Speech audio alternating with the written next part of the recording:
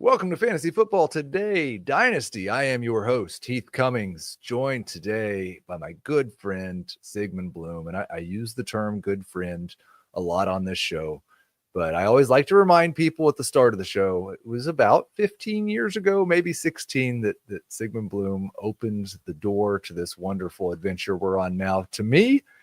And without this man, I cannot imagine that this show, as you're listening to it, would exist in its current form. So thank you very much, Sigmund Bloom, for that. And thank you for being here today. Yeah. Hey, I'm just passing it forward. We all get that tap on the shoulder sometimes, and when the opportunity knocks, you answer the door. And I'm certainly happy to answer the door and hang out with you and hang out with your great listeners and viewers and just the fantasy football community, because this is such an exciting time. Opening the presents is nice, but isn't it counting down the days to Christmas that really makes us the happiest? Well said. Well said. You are the perfect person to have on this show today because we're talking about training camp news. And I always ask people, tell people where they can find your work. Tell people what you've been working on. Everybody knows where they can find you, but I do want you to tell them about the training camp coverage. Yeah, we do something. Bob Henry, who's a legend, absolute legend, a projections champion year over year, like when some people listen to the show might have still been a gleam in their dad's eye, He marshals everybody, and we have one person for each team. I actually do the kickers because, I throw my weight around. Everybody wants to do kickers, Heath, but I'm like, no. Only the great Sigmund Bloom gets to do kickers. And we just pay as close attention as we can to every report and distill out of that what you need to know each week with the training camp reports. And I like to say it's a fire hose, and we just bottle it and make it so that you can actually drink it and not get drowned by it. More than a decade ago, I was a part of that project, and I will tell you, it's an invaluable resource. Go check out the training camp reports. Well, on today's show, we're mostly talking about training camp news. Now, we'll talk about some specific players like Travis Hunter, like Braelon Allen, like Matthew Golden. We're also, especially at the very top, I want to talk about kind of how we process the information we get this time of year. And that's where we'll start with our 3 questions for our guest. How do you determine between the signal and the noise this time of year? Yeah, Matt Waldman had a really great post about this that I should have just had up and read, basically. But I think that, first of all, we can distinguish between opinions and objective facts like injuries, playing with the first team, playing in certain packages, as opposed to just a clip, a specific play, a coach opining about something or saying he had a great day of practice, or we're starting to see what we want out of him and things like that. But I think the other thing is we're looking for agreement, right? Multiple beat writers, multiple pieces saying this player obviously has shown up ready to seize a new role. The coaches are giving him more in practice than we saw last year, or in the negative direction. This player looks like he's fading into the background. But when you start to hear that, and Cecil Lammey coined the term drumbeat for this, my co-host over at the Audible, when you start to hear that drumbeat, you start to hear it building. We can look back, Heath, and a lot of the biggest stories in fantasy football that swing leagues, the clues were always there leading up to it in training camp and preseason.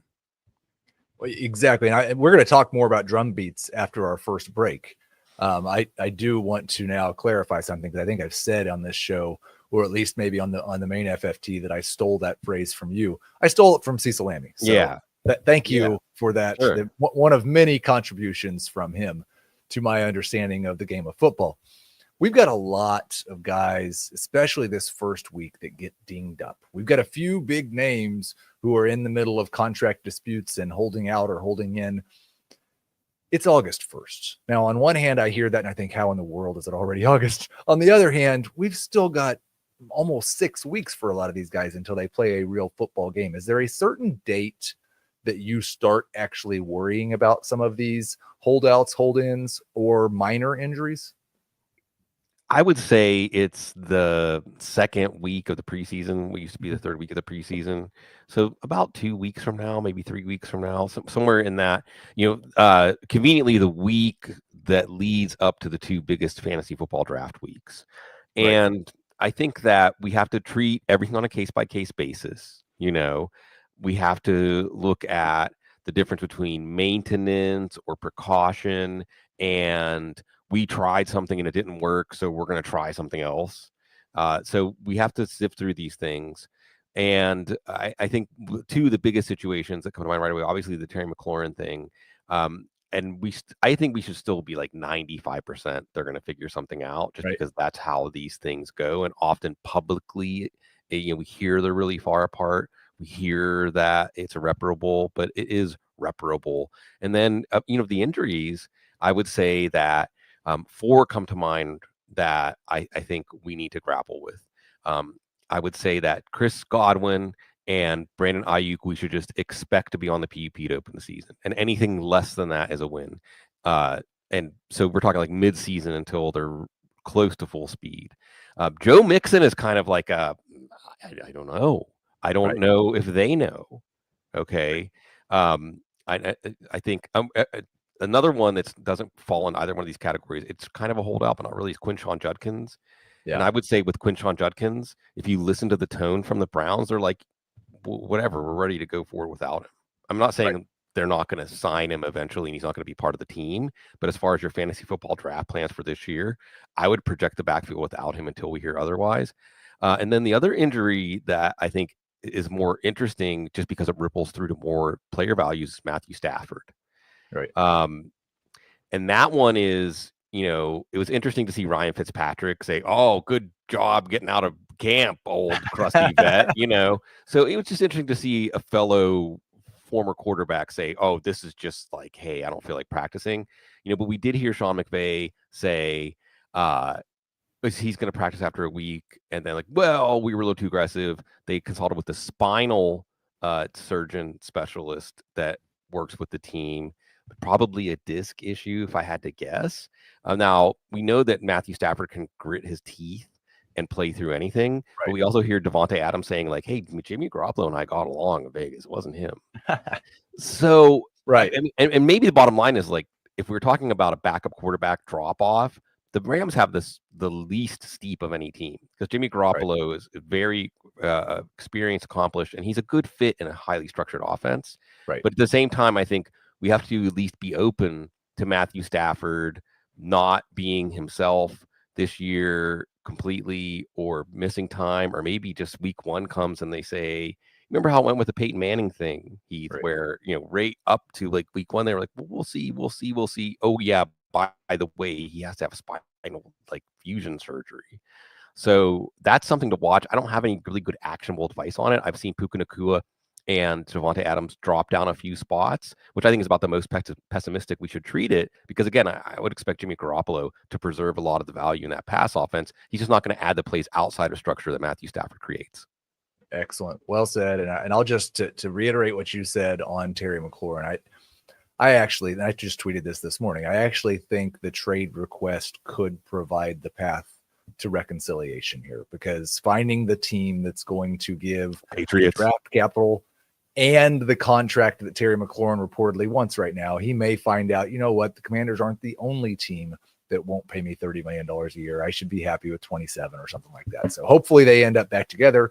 Be great for Jaden Daniels. One more question, because we got a couple of guys that were in a holding pattern. We're waiting on news. Rashee Rice, Jordan Addison, both recently had their criminal proceedings kind of come to a head.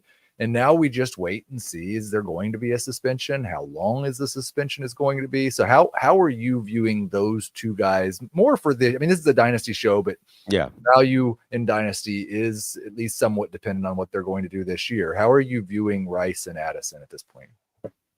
The NFL disciplinary process is very unpredictable, but I would say, based on the amount of coverage, remember that part of the NFL equation here is tarnishing the shield or something like that. And just the fact that we're talking about it on the show right now is this is part of it. I'm not saying that NFL is watching this, but I'm just saying that perceptions are important too. The Rashee Rice thing, there's a lot of bad perceptions when that came out. Jordan Addison was a repeat offender. So I would say 2-3 games for Jordan Addison, maybe 4-6 games for Rashee Rice. I don't know when it's going to come down. The league is very weird about when they decide to announce these things. The team probably knows before we know. Notice in Kansas City how much we're hearing about Jalen Royals. Yep. So I'd say that for redraft, you drop them down to the bottom of their tier. So maybe Rashee Rice more like a 5th round pick, Jordan Addison more like a 9th round pick. For Dynasty, I think that with Jordan Addison, this happened far enough in the past, and the team really was disappointed. He's like your parents, Heath, when the teams were very disappointed in you. That's almost worse than when they're yelling at you, right? And it seems like Jordan Addison has gotten it together, and there hasn't really been personnel moves that indicate to me that the Vikings are worried about Jordan Addison being a part of their future. They did draft, who was it, Ty Felton. But I think they have Jalen Naylor going to free agency next year. Jalen Naylor's probably going to be like a $10 million player a year in free agency. So maybe that, now the Chiefs are more interesting, though, because you remember, of course, now granted, they drafted McCole Hardman. We thought, well, that's it for Tyreek Hill. That isn't how it worked out. But they draft Jalen Royals. They bring back Marquise Brown for another year. So I think they were kind of preparing for this. And I do think that with Rashee Rice and the nature of the issue, now again, I haven't heard anything that makes me think like, oh, we should be on the lookout for other instances like this. But I would say between the two of them, I'm a little more worried about Rice than Addison. But I'm probably not factoring in heavily for either.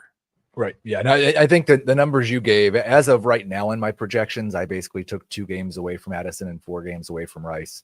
And then I'll adjust based on when we get the real numbers. Had a couple of comments from the chat I wanted to highlight before our first break. Spencer says it's his first time here. Good to catch you, Mr. Bloom.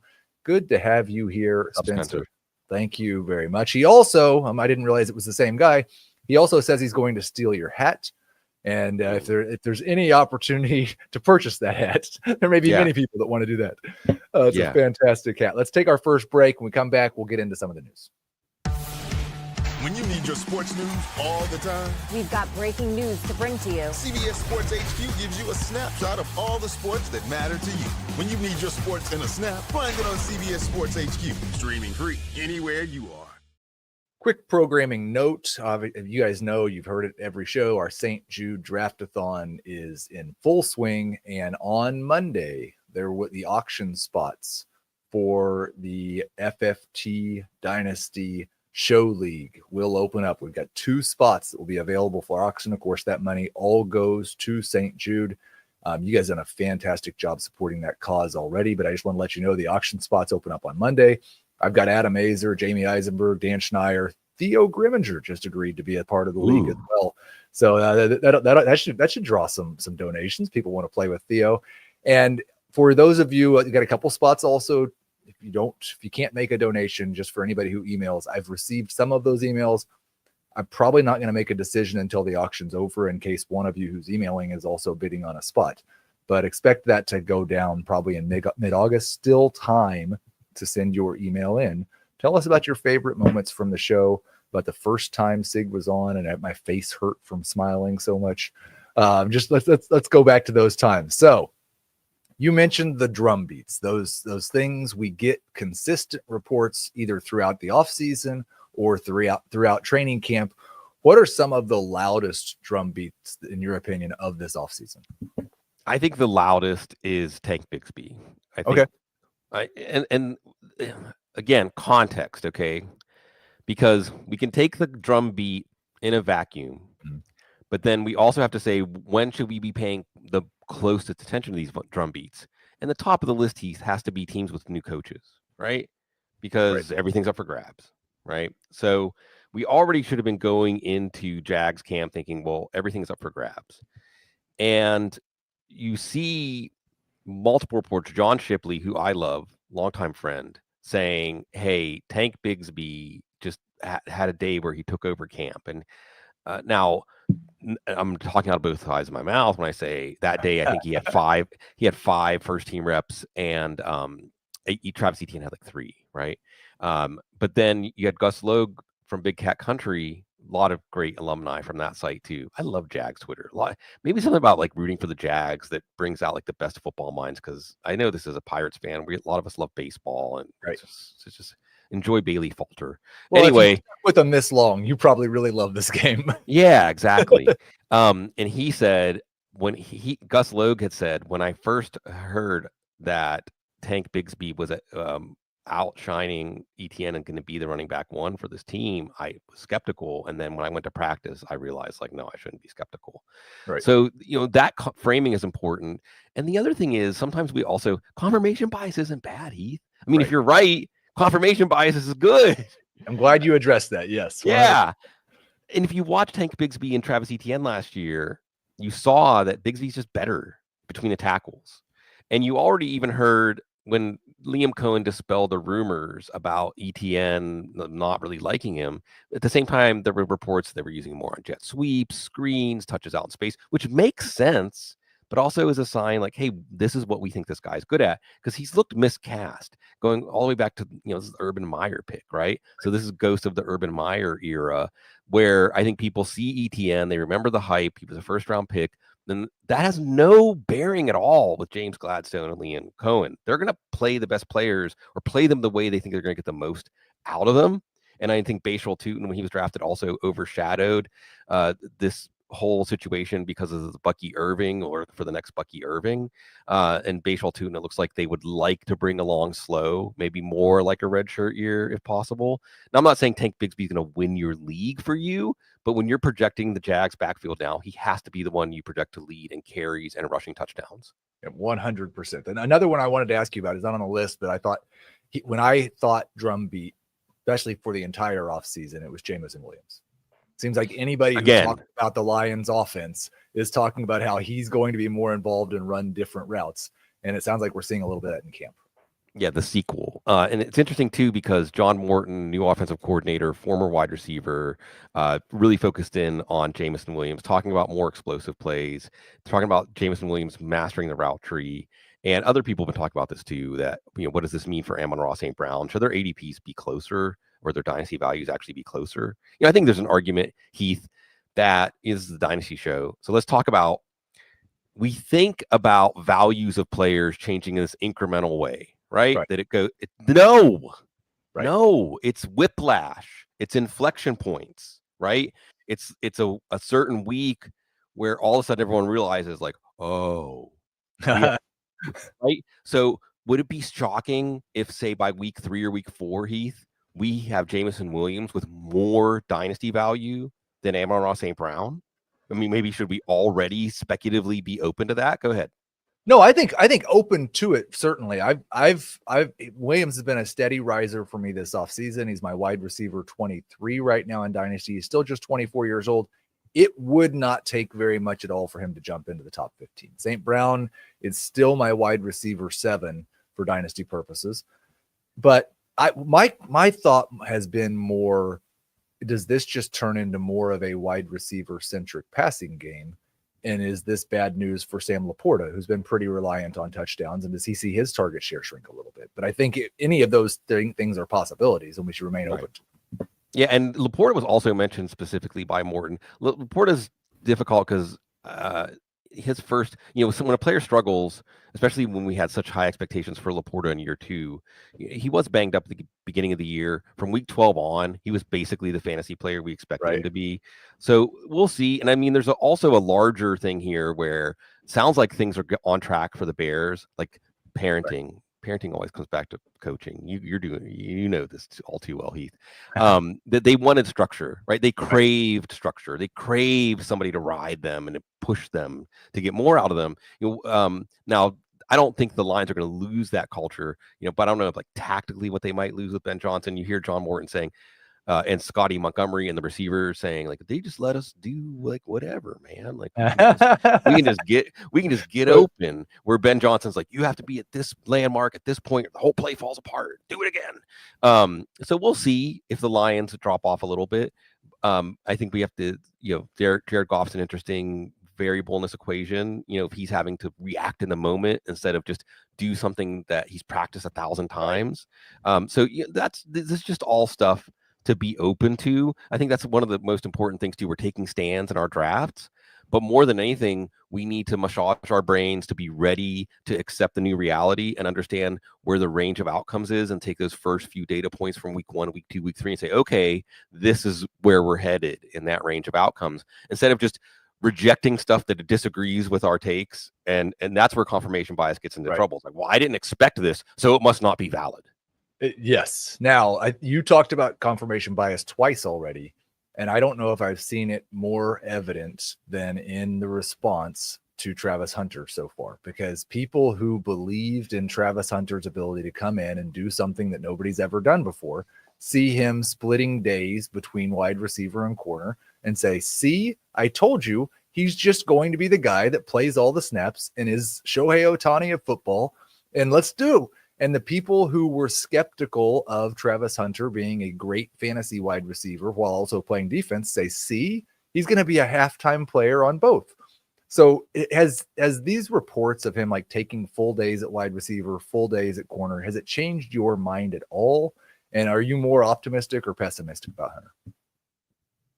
Heath, you know me. You're always optimistic. I'm I'm optimistic too. I'm a dreamer, baby.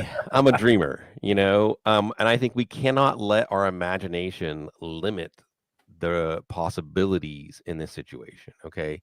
And you mentioned Shohei Ohtani, and I think it's not crazy to bring up Ohtani.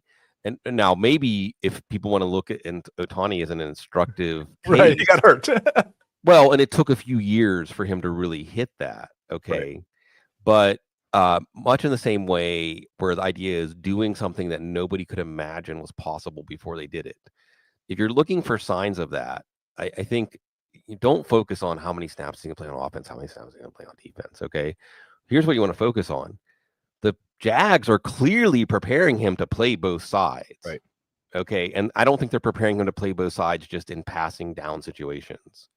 The other thing that if you're reading the reports, you're seeing two things.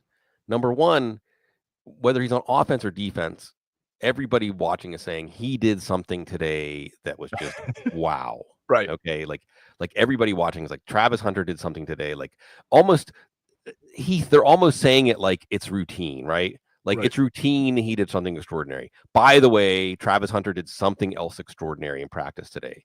But the other thing that you're seeing is people saying like, here I am, like I'm watching Travis Hunter, and sure enough, in the Jacksonville Heat, he just does not seem to lose any stamina, at all.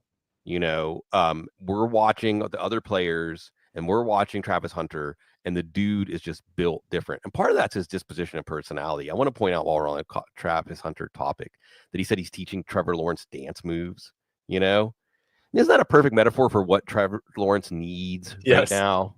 Right? Yes. So it isn't just Travis Hunter and he can play offense, defense, and he's this outstanding player. It's also his energy is just so big. Right. And he's another one of my favorite kind of player to take in fantasy football, which is the joyful warrior. This is a dreadful, dreadful sport where your career is on the line every single time you get on the field, even in the practice. You have someone like Jerry Rice at his Hall of Fame speech saying he was miserable during his career. That's part of what drove him.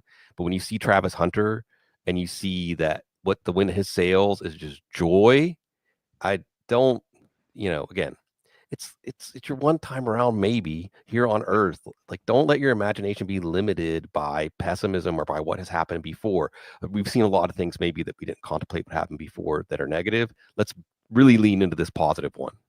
I want to stay with Hunter for a second because I've gotten some pushback from Brian Thomas Jr. backers, and I am one. He was one of my most drafted players last year. I love Brian Thomas. But speaking of that being open to possibilities, and you talked about it with Amon-Ra St. Brown and Jamison Williams, I think it's even more possible in this case. Am I crazy to think that not because I'm doubting what Thomas did last year, just because I'm so enamored with what Hunter could be, that it is within the realm of possibilities that Travis Hunter is the best dynasty wide receiver on the Jacksonville Jaguars, and not maybe in the long term, but relatively soon? Yeah, I think that I was talking to Matt Harmon on my show this week, and I asked him, like, just from a movement perspective, okay, just from an athleticism movement perspective, who have you watched that is on the level of Travis Hunter? And you know the name that was the first name he thought of? Odell Beckham. Okay. Yeah. That's and I don't special. think, and Matt Harmon is always measured in his takes. Right. Okay. So we're starting with that. And don't get me wrong, Brian Thomas is probably in the galaxy at this point of almost like a Julio Jones, So don't get me wrong. I'm not trying, but it's like, get excited, Jaguars fans, after we were just saying, boy, what they've endured. I mean, maybe isn't that, but can Liam Cohen support 2 wide receiver ones, or really can Trevor Lawrence support 2 wide receiver ones? And hey, Diami Brown also, there's a drumbeat about him too. Right.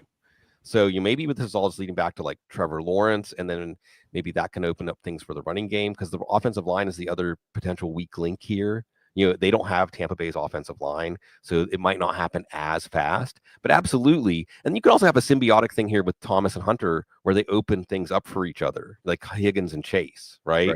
I think we may see something similar with Pickens and Lamb this year, where they both increase each other's efficiency, and we don't, we can do the tomato thing, but the important thing is like they can both exceed expectations. Now, the one caveat I would say for Thomas is that at the time he broke out last year, the Jags didn't have a Travis Hunter or a Diami Brown on the field. So it wasn't Mac Jones, right? Or Trevor Lawrence, which is true.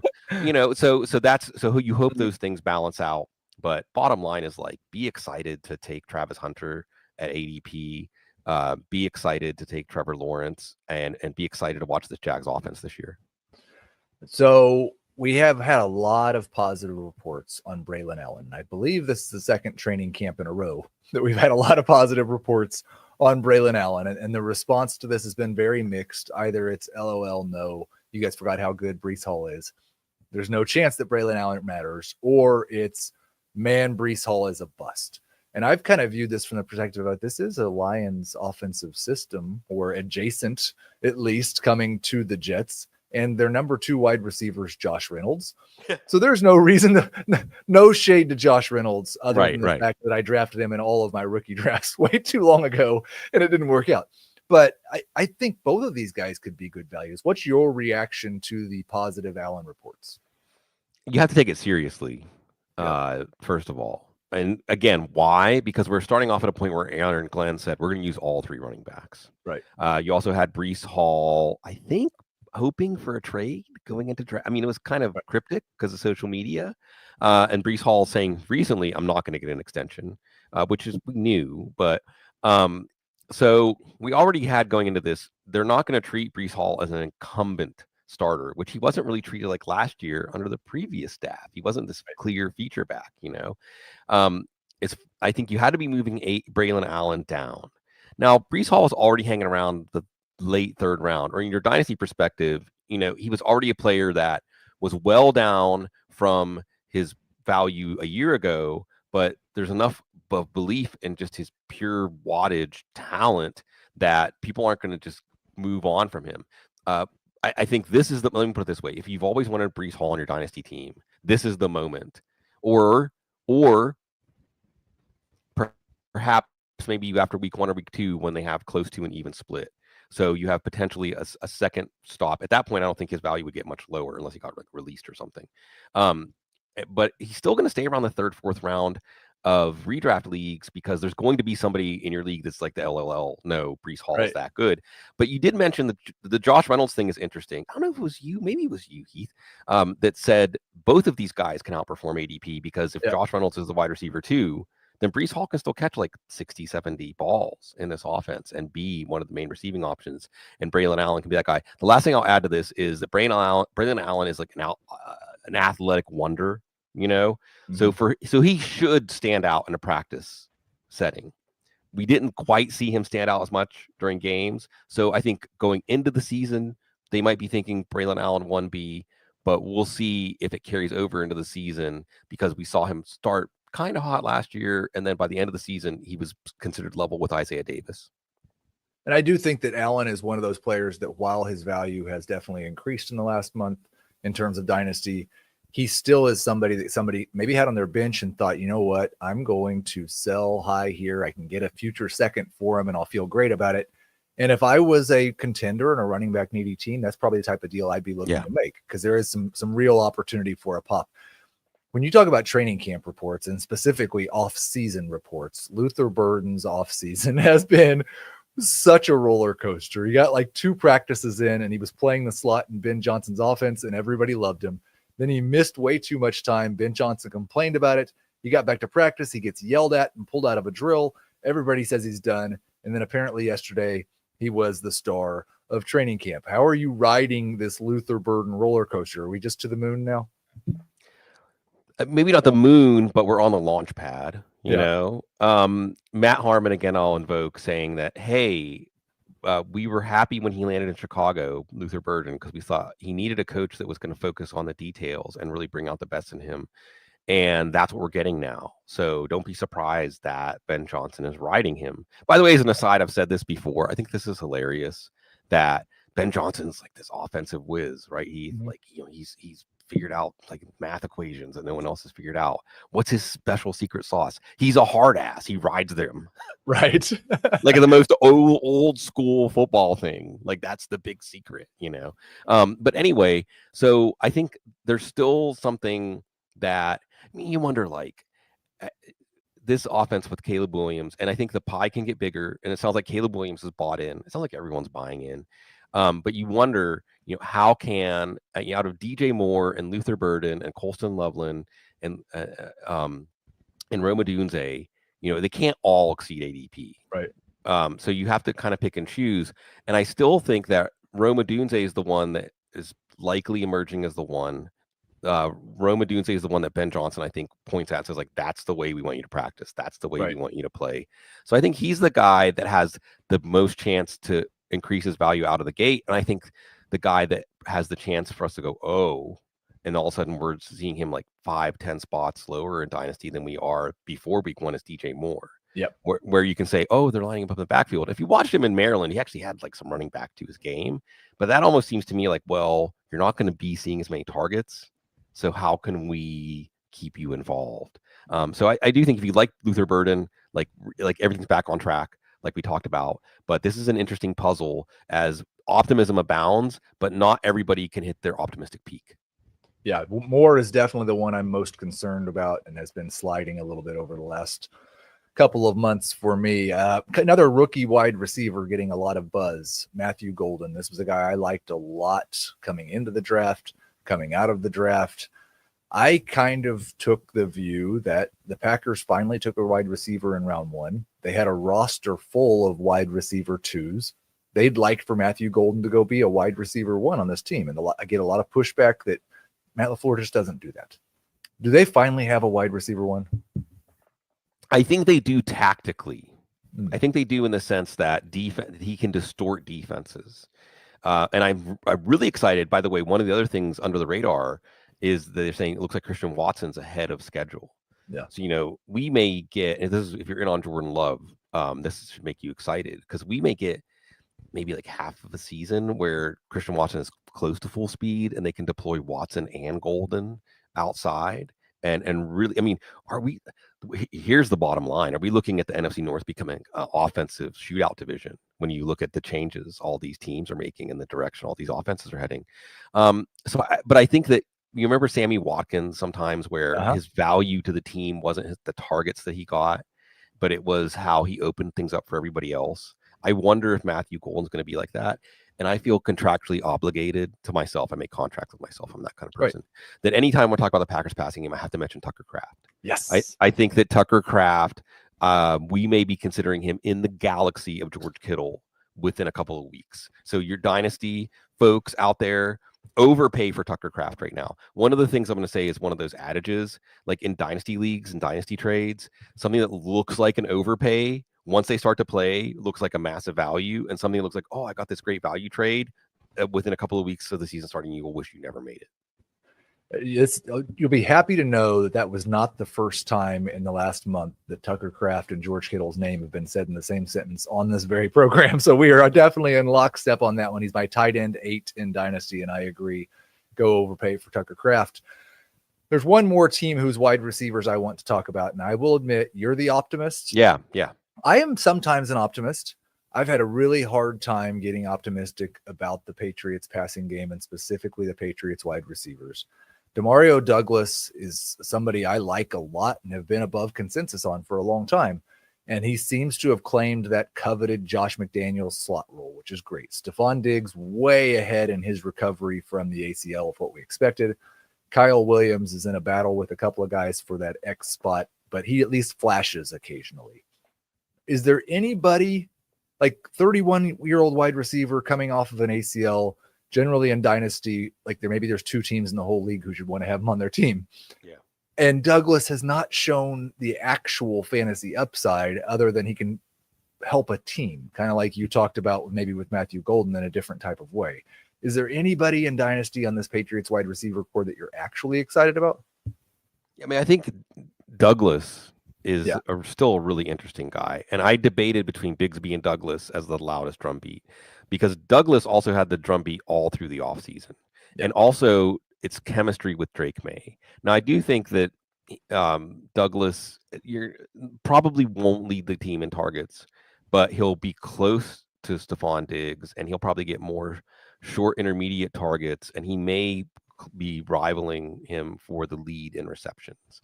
So I do think that Demario Douglas is the guy that it's just I don't understand why, but he's just being pushed aside, written off. I think in fantasy circles, like in redraft leagues, he should be a 10th, 11th round pick. You know, I mean, I think 70, 80 catches, 85 catches, and in some games, you may have some 8-9 catch games and swing your weeks for you. And it's that Josh McDaniels slot role. And also you're just hearing about things like he's more physical at the catch point. And we already knew he could separate. We already knew that he was good at being in that classic Wes Welker, Danny Amendola, Julian Edelman role in the Josh McDaniels offense. But now he's up to the physical part of it too. I do think with Kyle Williams, if you missed on him in your rookie draft and you want to get him, wait. Because what we're hearing is that Kayshon Boutte is more consistent. Yeah. And I think Kayshon Boutte will have the largest part of that role. But Kyle Williams' ability to separate, his speed, his long speed is something they're not going to just keep on the sidelines. So I think that Kyle Williams is a guy that it might be more of a slow burn for him to get going. But Demario Douglas is someone I'm glad I got a chance to talk about on this show. I wish I had talked to you before you talked to Harmon, because one of the things that I've been really fascinated with Diggs and Douglas together is this idea that Douglas has claimed the slot role, and a lot of Diggs' success the last time we saw him before the ACL was playing the slot role. And I wonder what, looking at Diggs' tape, somebody who's even more of an expert at this would say about what's Diggs' current skill set going to look like going up against number one corners on the outside. Yeah, I wonder, is his name Bobby Peters? I can't remember. I think it's Bobby Peters. There's so many good football theoreticians. Yes. I'm making up words now. People that are looking at football from a different level that we can all apply, whether it's fantasy football or enjoying football.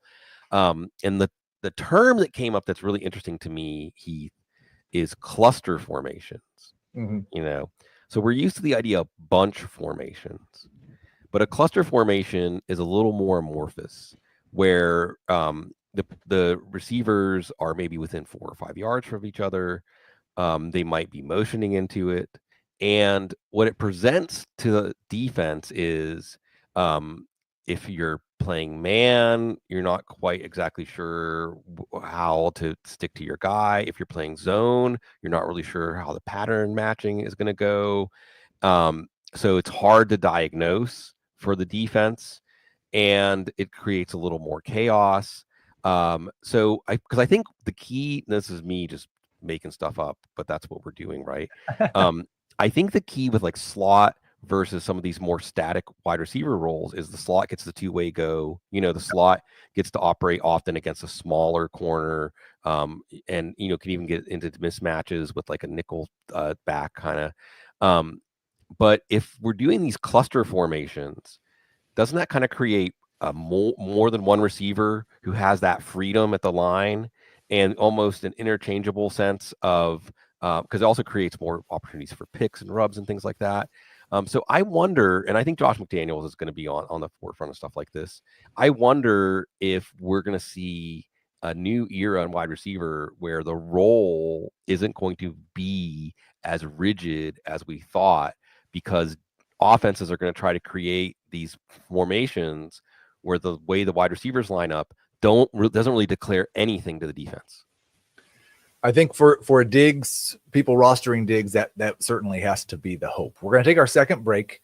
I've got a couple rapid fire questions for Sigmund Bloom, and then as we generally try to do, I will get to some of your questions about guys that we haven't talked about and what their training camps have looked like, and any thoughts we may have. We'll be right back after this.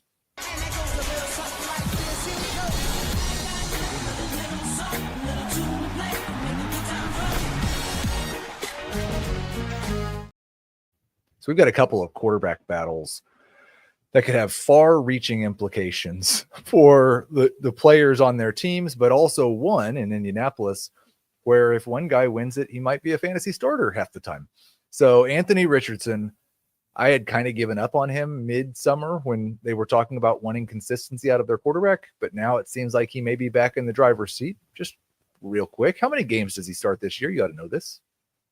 Let's see. Yeah, right. Let's say 14. We're fake fortune tellers, so why not? Like 14 or 15. I think he's showing enough improvement. Daniel Jones is still Daniel Jones, and he's a layup in redraft leagues, right? Until he starts to move up it's exactly the upside you're looking for. And in dynasty leagues, he's a guy you could overpay for right now. And again, if we actually see his development get back on track, and if you were thinking his development's going to get back on track, what you've been hearing this summer is what you wanted to hear. Yes, and I will say that I think both Richardson and Justin Fields, although I prefer Fields, both of those guys, much better risks to take in a 1 QB dynasty league than a super flex dynasty league, because in 1 QB, you've usually got 2 or 3 other guys that might be low-end starters. Take the shot on the guy who could be a star. In super flex, if you make a 6, you may overpay. Does it even matter who wins the Saints quarterback competition? It matters in so much as you want to just hear that the winner, I'm sorry, I need more coffee. The winner won the job, right? You don't want to hear that, well, Spencer Rattler was up and down, Tyler Shuck was up and down, and well, this one, Tyler Shuck has more upside, so they're just going to see, but they're ready to go to Rattler at any time. If you hear Shuck sees this competition or Rattler sees this competition, and listen to what the players say too, because there's also leadership, there's also confidence. That's the most important thing about this competition.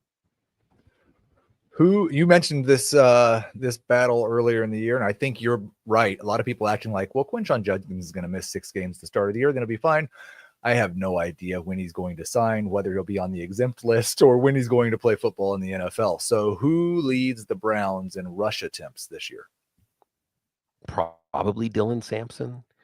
Just because I think as the season goes on, they know what they have in Jerome Ford. He took a pay cut. I think Jerome Ford's more like we know he's assignment sound. We know he can play passing downs. We know he can block on passing plays. But Dylan Sampson is a back eight. Hey, I know that RJ Harvey was the guy that crashed that top tier in dynasty leagues via the draft.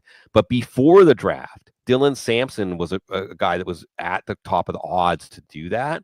So maybe the thing that we're missing with this Judkins kerfuffle is that Sampson, here's how I'll put it, Heath. Imagine, if you would, for a second, that the Browns didn't draft Judkins. How would we feel about Sampson in dynasty leagues? Right. Maybe that's how we should feel. That is exactly right. We've got a couple of questions here. I love this one. This is not a question. It's an assertion. Bill Merritt news has to matter. And for those of you who don't know who he's talking about, Ja'Cory Krosky Merritt on the Washington Commanders getting all kinds of positive buzz. Does he matter? Yeah, sure. And this is another drumbeat. I think Brashard Smith, this also applies to him. It's not a drumbeat, although Damian Martinez with Kenny McIntosh going down has a much easier path to a roster spot. He also had a great day in pass pro. Some of the beat writers said some of the best pass pro they've seen in training camp from any running back, anytime they've been covering Seattle. So all these 7th round running backs, there's all this hype about this running back class, and it kind of got drafted like a regular running back class. But what you did see is the quality of running backs in the 7th round were equal to a lot of years' quality running backs in the 4th round. And then you have a situation like Washington, a situation like Kansas City, where they don't really have a true incumbent starter. they don't have somebody that has year after year been the guy for their team. So why not Ja'Cory Krosky-Merritt? Why not Brashard Smith as players that at the very least exceed expectations to start? And then again, it isn't like Kansas City or Washington's going to just say like, well, little by little, we're going to change the shift in the backfield. It might just be that Brashard Smith busts off a 70-yard touchdown run and they say, whoa. Or Ja'Cory Krosky-Merritt has 90 yards on 8 carries and they look at Brian Robinson and say like, yeah, next week we're going to flip that. Right. So this, I think, is a question that answers itself from Richard Huffman, but it brings up a good topic anyway. Why so much hype about CMC when he's a year older coming off of an injury? And it's because that when he's not been hurt, he's destroyed fantasy leagues over and over and over again. But I still think like how much hype, and the reports have been positive so far, how much hype should we care about? Or do we just look at this as you have to decide whether you want to wager your first round pick on a guy that could either win you the league or destroy your team? Yeah, and just make sure you take Isaac Orendo. And we have a little more clarity. Maybe it's small, but Jordan James is banged up. So I do think, and Isaac Orendo isn't yet, knock on wood. So that makes it a little bit easier. If you're willing to say like, I'll take Isaac Orendo in the 10th or 11th round, that can help. But yeah, I think that's it, Heath. I think that you are looking at McCaffrey in the back half of the first round. And if he plays 17 games, at the very least, he's going to equal that value. Even if we look at him and he doesn't hit the top speeds that he's been hitting in the past, he's still going to catch 70 or 80 balls. He's still going to lead the backfield in touches. He's still going to lead the team in rushing touchdowns. But and I did finally see there are a lot of clips this summer. Like, he's back. And I was like, really? and I saw one where he ran that wheel out, and I was like, okay, that looks more like Christian McCaffrey, separating from a linebacker, third or fourth string linebacker, but whatever, separating from a linebacker, having a little extra burst, and then making that sprawling catch. So I think that's why, in the players in the back half of the first round, Ashton Jeanty would probably be the other one that qualifies, that, we could look back and say he should have been number 1 overall. So we do need some sort of parameters for what type of video we show when we get the he's back, because I saw one yesterday or the day before of Nick Chubb claiming that he was back. And I said, I don't know who that is, but that's not Nick Chubb or the Nick Chubb that I remember. Yeah. So hopefully he is all the way back, because the Texans may need him. We had one, we've already talked about a couple of these guys, but Rashad Smith, Taj Brooks, JCM, Thornton, all moving up. We talked about Smith and Brooke and Krosky-Merritt. We talked about Taj Brooks on this show in early April when Matt Waldman was on, because he loved him before the draft. 100% agree with that. The Raiders wide receiver 2 conversation, kind of, I don't care, because I think Brock Bowers is going to see 25% of the targets and Jacoby Myers is going to see 20 to 25%, and Ashton Jeanty is going to have 300 touches. But also, we've seen 2 or 3 names come up in that mix. Is Thornton the one you're the most excited about? I saw some Trey Tucker hype yesterday. Yeah, I think Thornton's the one you have to, if you're going to take a late round flyer, or at least in dynasty leagues, if we could redraft our rookie drafts, Thornton should be higher than he was in your rookie draft back in May.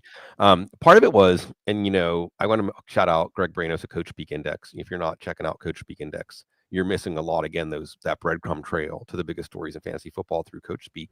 But also, I think someone should start Player Speak Index, because when Dante Thornton showed up with the Raiders, some of the Raiders were like, whoa, check this dude out, because it's one thing to say 6'4", he runs a 4.4. It's another thing for players to see that in person and say, oh, okay.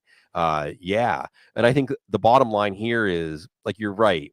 I mean, Thornton, Tucker, Jack Besh. I mean, there's not going to be somebody that really emerges for fantasy. It's Jacoby Myers and it's Brock Bowers. I think Jacoby Myers is one of those guys I could say, like, close to the, like, write his name in your draft plan and pen if he's there in the 7th round. I mean, I just, if they keep letting him fall, keep taking him. But there's a new feeling around this team now, right? Pete Carroll, Chip Kelly, Geno Smith. You saw Colt Miller just sign a team-friendly extension as a left tackle. And this is a good competition where you're hearing Tucker has a good day, Thornton has a good day. Remember, Jack Besh is somebody that they're challenging to play a little more outside, because Bowers and Myers can play in the slot. You have a so much more formidable offense than the last time we saw this. And for Ashton Genty folks, if you want a reason to take him in the first round, get excited. Thornton and Besh both love to get after it as blockers. Right. So that's the difference between a 25 or 30-yard run and a 70-yard touchdown. I want to stay on Besh for a second because he was a guy that I liked quite a bit coming into the summer. It hasn't gone great, but he's a rookie wide receiver, and he was probably a second-round rookie draft pick. Thornton's moving up. I think Besh, for almost everybody, has dropped off just a little bit. But would you still pretty strongly prefer Besh over Thornton?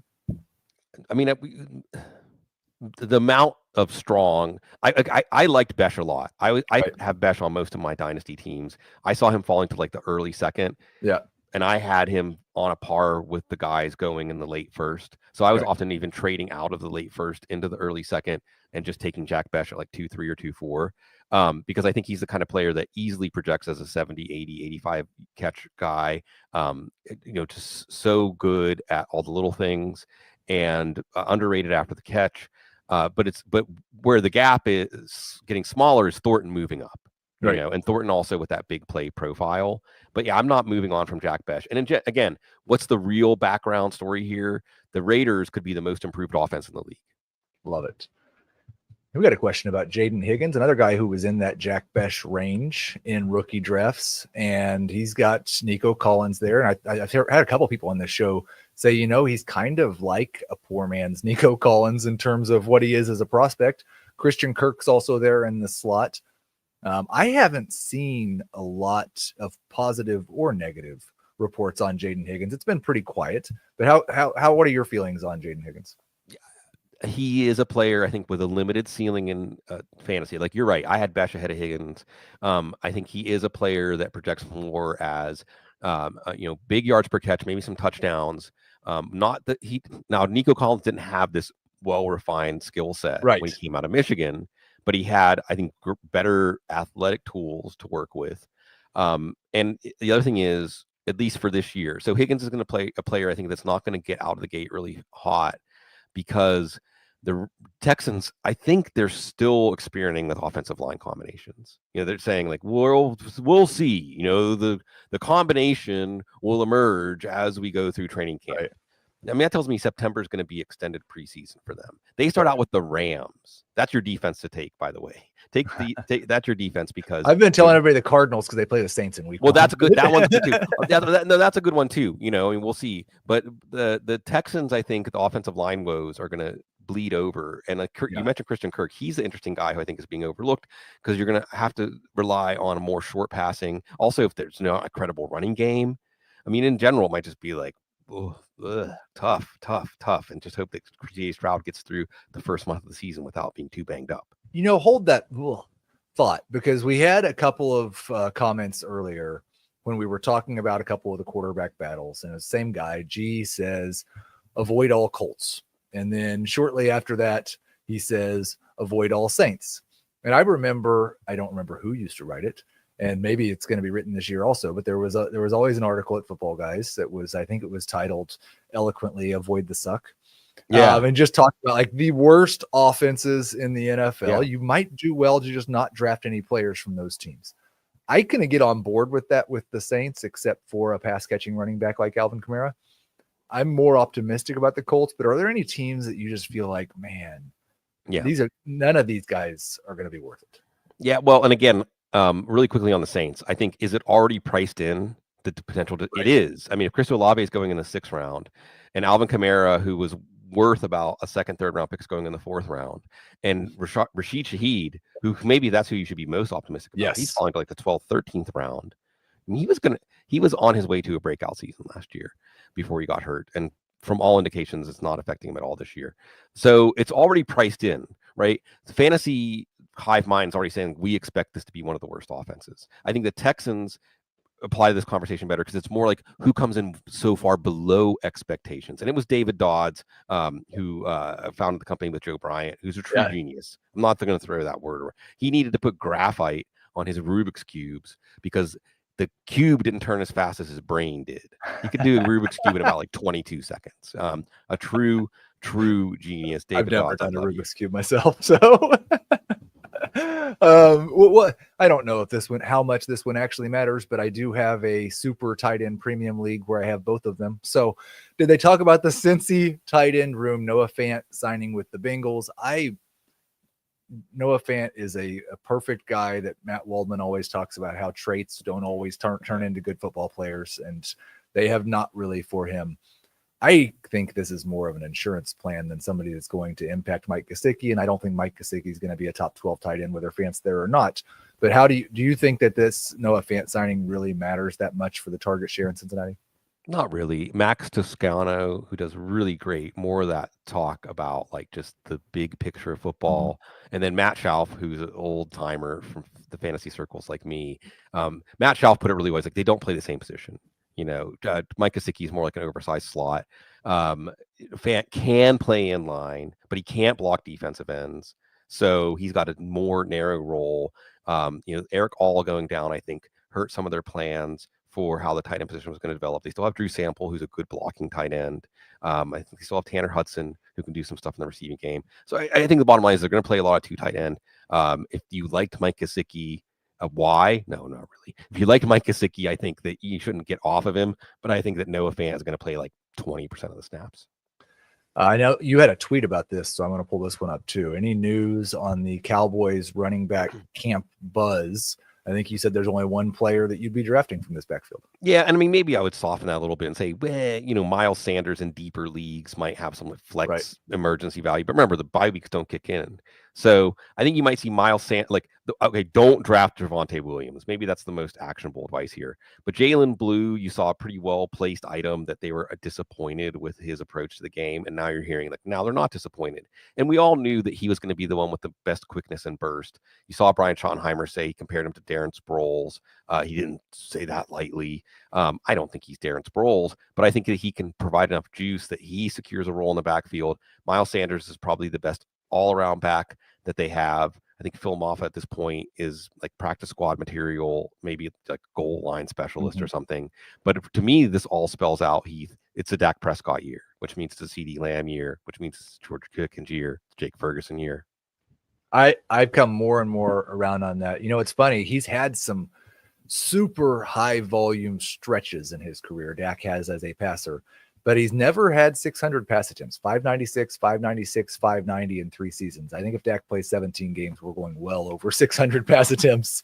And I'm getting more excited about that passing game. Sigmund Bloom, thank you so much for being here today. It's always great to talk with you. Guys, go check out. Man. I mean, this is what I just want to say it's always I'm so happy to see everything that's happened for you and so many of the other Football Guys alumni. And I just love being part of this scene and getting a chance to hang out with you. Thank you to everybody who was active in the chat. You guys always give us some really good questions. Thanks to Harry for making everything work. Guys, go check out the Football Guys training camp reports. You will get smarter and you will learn more about what's going on. We will talk to you again on Tuesday.